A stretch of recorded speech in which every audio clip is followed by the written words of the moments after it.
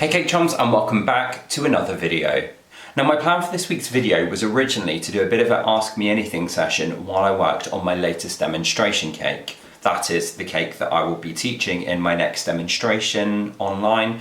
This one is for the British Sugarcraft Guild, Chelmsford branch, incidentally, if you fancy joining in. But I got so caught up in making the cake that I completely forgot about filming the video, so apologies for that. Incidentally, this is the cake that I was making. I think these things are like Nordic gnomes. I've seen them called gonks as well and things like that.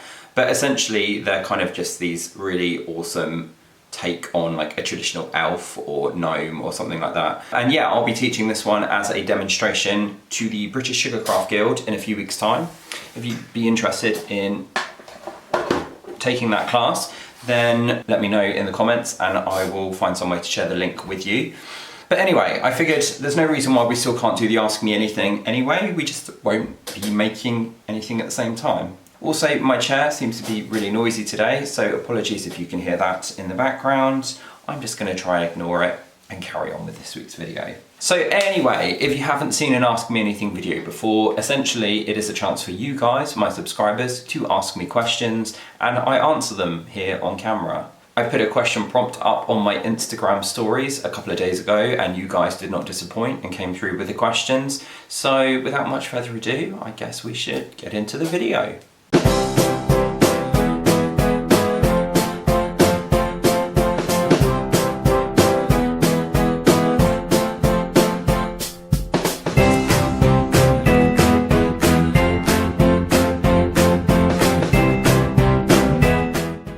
If you'd be interested in joining in with a future Ask Me Anything video, all you need to do is keep an eye on my Instagram stories. You can follow me on Instagram at the link that I'll pop up on the screen now. Or of course, why not head down to the comments right here on this video and ask away. Our first question today is, how do you come up with the ideas for your videos? I'd love to say that there's like some really well thought out plan for my videos, but quite often it will be inspired by something that I've seen online in the weeks leading up to that particular video. I do try to be quite responsive to the sorts of things you guys are particularly asking for, so when it comes to things like tutorials or recipes, they tend to be in response to requests that people have made either here in the comments or over on my social media. Certain styles of videos, like my Can We Cake It, are picking up on various YouTube trends that are doing the rounds at the moment. So in the last one, we took on the GQ 10 Essentials challenge, which was showing my top 10 essential cake tools. And we also had a go at recreating a Beauty Guru palette collaboration. And sometimes they're just things that I particularly want to do. So, you know, if it's something that, a cake that I want to make or something like that, then I'll just do it. But no, there's no real rhyme or reason to them, I guess. I do just have a bit of a rolling document here on my phone, and every time I think of an idea, I whack it onto that list. If I've got time, it will become a video. There's definitely more ideas on the list than there are videos uploaded on my channel, so some of them don't always come to fruition, but I think I'm getting better at being consistent with my posting. He says this video is probably going to go up late now, but never mind. Question 2, how did you first get into baking and cake decorating? Okay, well, you might need to grab a hot drink for this. This is quite the story. So when I was young, my grandmother, incidentally, Mrs. Baker, was quite the prolific home cook. Pretty much everything that we ate at her house was homemade, whether that was the dinners or even kind of things like the Christmas cake, Christmas pudding, birthday cakes, sausage rolls, you name it. She tended to make everything herself. And she passed away when I was in my early 20s, and I kind of realised at that point there wasn't anyone else who was going to pick up the mantle of her home baking and continue to provide the Christmas cakes and birthday cakes and so on. And I guess that was what initially spurred me on to get started in baking particularly. That was coupled with moving in with my now husband. We moved into a flat together and it was kind of the first time I had had my own decent kitchen.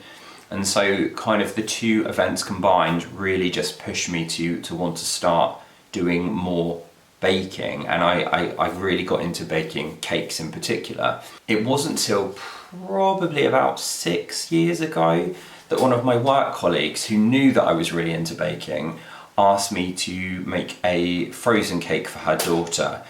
And I'd never really decorated a cake before. I think I'd thrown some sugar paste over a cake a couple of times, but I wouldn't even count those as decorated cakes. But yeah, she asked me to make a frozen cake for her daughter, and I kind of went a bit overboard. I ended up making a carved mountain, a modelling chocolate frozen castle. I bought an airbrush to airbrush the mountain itself. I bought so many tools and products and things to make this frozen cake that afterwards I kind of was like, probably ought to do a bit more cake decorating to justify having bought all this stuff. And it kind of just snowballed from there, really. I definitely consider myself a baker first. You know, I've been baking, well, for a lot longer than I've been cake decorating. That was a really long answer. For the too long didn't read audience, essentially, my grandmother passed away and she was a huge inspiration for me to get started in baking and then later on cake decorating.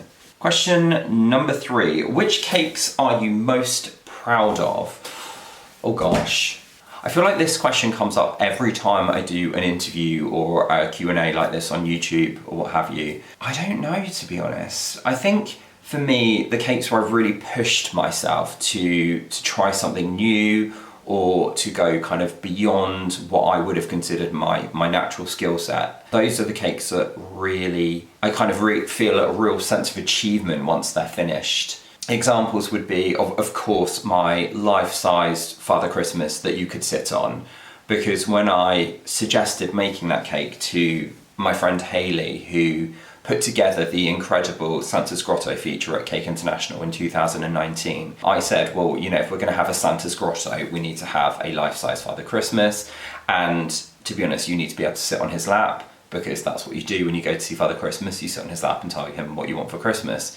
And when I suggested that, I never for a moment thought I would have to go on to make it. And then of course the feature got approved by the Cake International team, and suddenly I found myself having to make this life-size Father Christmas cake that you could sit on. Obviously I did manage to pull it off. For the longest of times I didn't think I would.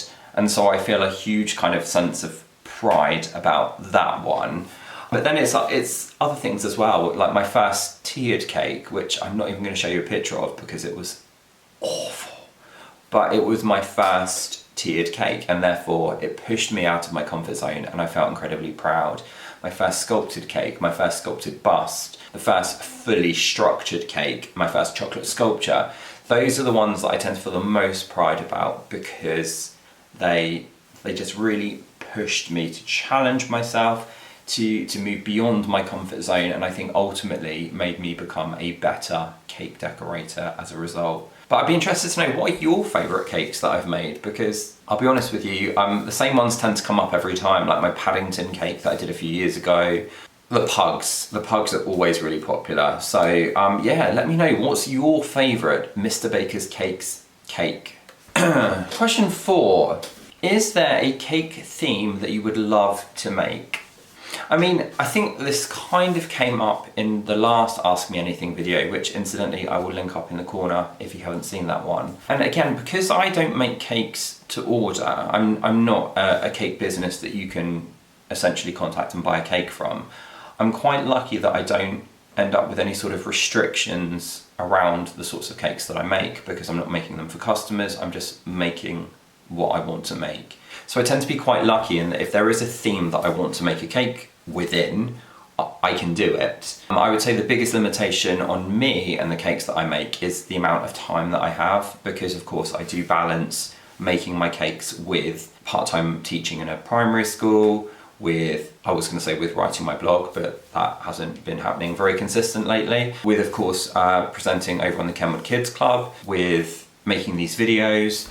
So I do feel sometimes that I spread myself a little bit thin, and so don't always have the time to dedicate to just actually making cakes for fun. That being said, of course, I really wanted to have a go at making one of these kind of Scandinavian or Nordic gnome cakes, and I found a way to make that work by teaching it as a new demonstration. And I think that's how I get around things. You know, if there's a certain cake or theme that I want to have a go at, I'll find a way to make it work within my usual content creation. So if you see a YouTube tutorial pop up for how to make a cake, and it's not linked to any particular kind of time of year like Christmas or Halloween or what have you, it's usually because I just fancied having a go and making that sort of cake, and that's where the video came from. But again, I'm going to throw it back to you guys. Are there any particular cake themes that you would like to see me make? Again, if you'd like to see a tutorial on any particular themes, then do head down to the comments and let me know, because as we've already discussed, that's where a lot of my video ideas come from. Now the next question, which is question number 5, actually came in as a private message rather than as an actual answer to the question, and that was how to book me for making a cake. As I've already mentioned, I don't actually make cakes to order, so unfortunately you can't book me to make you a cake, but I do have quite a good knowledge of really incredible cake artists all over the country. So if you ever are stuck for finding someone to make you a cake, do feel free to send me a private message over on social media, and I may well be able to point you towards someone who can help you out. Similarly, question number 6 is, do you ever teach cake decorating classes? Now, before coronavirus or COVID-19 hit, that was something that I had been starting to look into. I've had quite a few cake decorating schools, I guess would be the term, contact me and ask me to come and teach a class with them before. And I've also had people in particular ask me to teach certain designs, but it's not actually something that I've done as yet in person. I do often do cake decorating demonstrations, which is where I kind of just make it in front of you, but having people join in and actually me being there to help them while they have a go at a certain project, those sorts of classes I haven't yet started doing.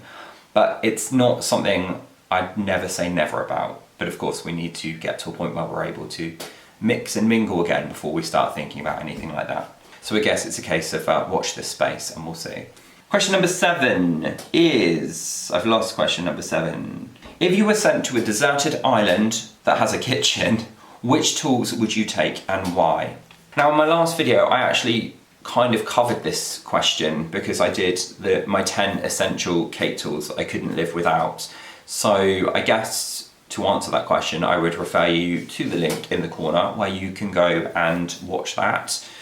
Question number 8 is, what is the one tool or item that you are currently crushing on and would love to own? Do you know, I don't know if there's anything in particular tools-wise that I've currently got my eye on, but I will say I love cake stands. Generally quite plain, quite simple, and I've talked in previous videos about how I love the Mossa milk glass cake stands. I would show you what I mean, but it's currently got a cake on it. But there are quite a few companies that have popped up over the last couple of years that really have quite intrigued me with their kind of modern take on the traditional cake stand, and I have yet to pick up any of them. So yes, if I was going to add anything else to my current arsenal of cake related kit, it would be some more cake stands, both more Mossa milk glass ones and some of these kind of more modern ones from companies like Prop Options and Bramble Sky. Question 9, please share a good macaron recipe.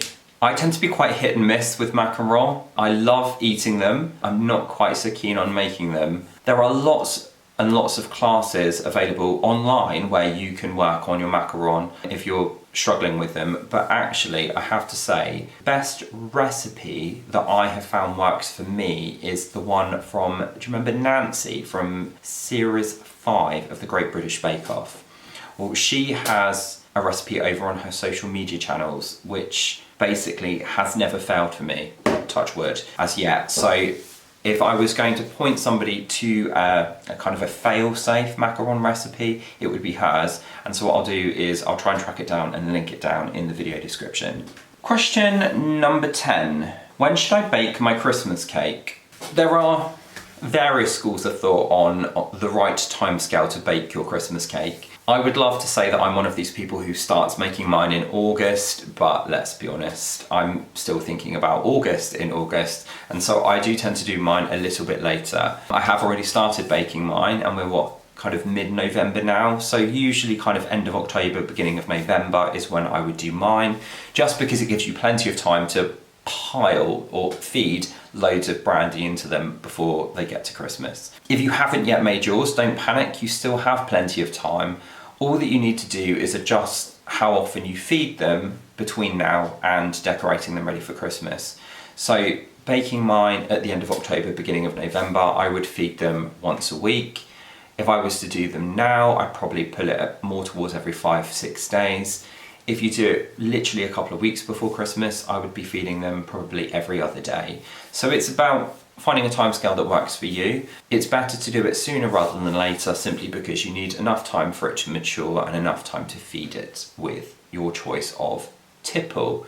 And as I've already said, mine is brandy. On that note, I'm actually going to be doing a live demonstration of how to bake a Christmas cake today. There is a Facebook group called the Yellow Bee Sugarcraft Group Tutorials and Advice, which is run by one of my best friends, Vicky Tether, and the two of us have teamed up to create the Beginner's Cake School. And over the next few weeks leading up to Christmas, we are going to be showing people how to bake a Christmas cake, how to store a Christmas cake, how to feed a Christmas cake, how to marzipan a Christmas cake, how to ice a Christmas cake, and then Vicky is going to come up with a cute festive tutorial on how to decorate a Christmas cake. So if that sounds like something you would be interested in joining in with, then by all means head over to Facebook, search for the Yellow Bee Sugarcraft Group Tutorials and Advice, and I believe we're starting today at 3 o'clock, and it will stay available in the group after that as well. So if you're watching this video in a few days' time, don't panic, you'll still be able to watch the video. Question number 11. I've yet to make a Christmas pudding, shame on me. Any tips to make it special? I'll be honest with you guys, I'm a bit of a classicist when it comes to Christmas pudding. As I've already mentioned, I started seriously baking after my grandmother passed away, and so I was very keen to continue her traditions. So while there are loads of really creative and unusual Christmas pudding recipes out there, I do tend to stick with a very classic recipe. And in fact, all of my Christmas recipes can be traced back to one of two sources. Either this copy of BBC Good Food magazine, which came out in 2009. This is where so many of my Christmas recipes came from, because 2009 was the first year that I hosted Christmas dinner at my own house. So all of my family came to me and we basically ate everything out of this magazine.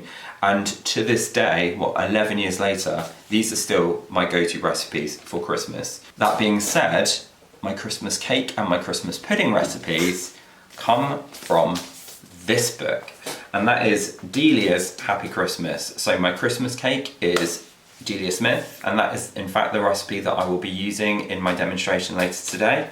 And my Christmas pudding recipe is from this book by Delia Smith. Both of those recipes are in fact available online, and for the longest of times I did just use the online version, but I decided to treat myself to the book fairly recently actually. So if you fancy making Christmas pudding for the first time, I would highly recommend Delia's Happy Christmas, or you can just search for Delia Smith's traditional Christmas pudding recipe.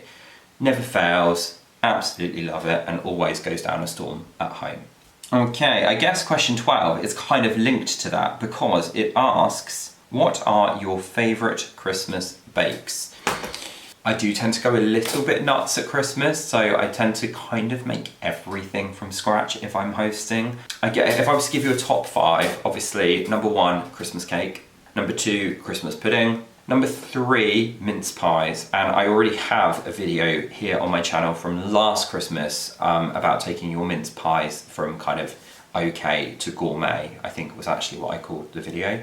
Anyway, I'll link that up in the corner. Oh, every year I make these little oatcakes to go with the cheese board, and again, they actually came from this magazine 11 years ago, and they are always requested, and in fact even when I'm not hosting, my sister or my mum or whoever is hosting that year will ask that I bring a batch of these oatcakes with me.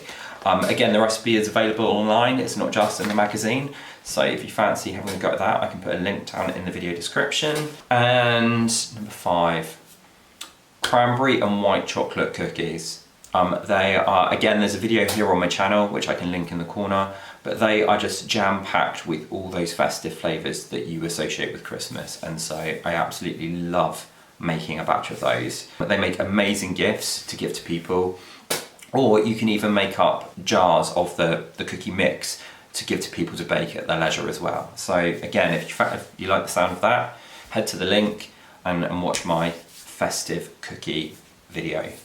I really want some festive cookies now.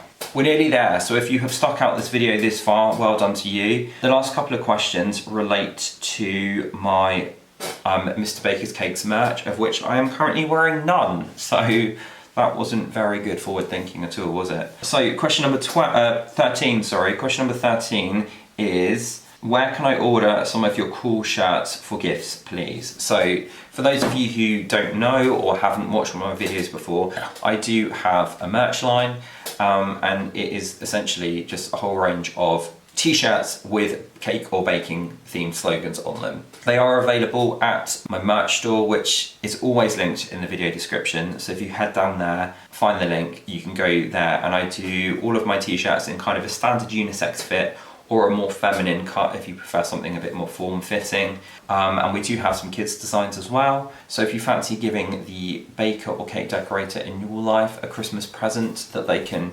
wear to celebrate their love of all things baking, then you know where to go. Question 14, will you be adding any Christmas designs to your merch store? I don't know, to be honest. I have been thinking about it, and I've got a couple of designs that I've sketched out, but I'm also aware that quite a lot of people don't have a huge amount of disposable income at the moment. Let me know down in the comments, because if there is kind of an audience for them or a market for them, then I'm quite happy to do them, but I also didn't want to do them if people aren't really interested. I was going to say that was the final question, but I've just realised that I missed one. So I probably should have covered this earlier on when we were talking about baking, but somebody has asked, where do I buy my baking ingredients? I'll be honest with you, I tend to buy all of mine at the local supermarket. Not the most cost-effective way to do it if you bake in the quantities that I do. It just means that I always have the freshest possible ingredients. I shop at a variety of different supermarkets, and I tend to base where I go on the results of the bakes that I get from their ingredients, if that makes sense. But anyway, so yes, that was my latest Ask Me Anything video, and again, if you have made it all the way to the end, thank you so much. If you have any questions about anything Mr. Baker's Cakes, or anything cakes or baking themed generally that I haven't answered in this video or in my last one, then do feel free to ask away down in the comments, and I can always swing by and type out a response to you. And linking right back to that first question, if you have any ideas for upcoming videos, particularly festive themed videos, because as you can clearly see, I've just gone all in for Christmas now. Might still be November, don't even care. If you have any ideas for festive themed videos between now and Christmas, then do let me know down in the comments and we'll see what we can do. But other than that, let me wish you a happy rest of your weekend. I do hope you're keeping safe and well, and I will see you at the same time next week for another video. Until then, take care guys.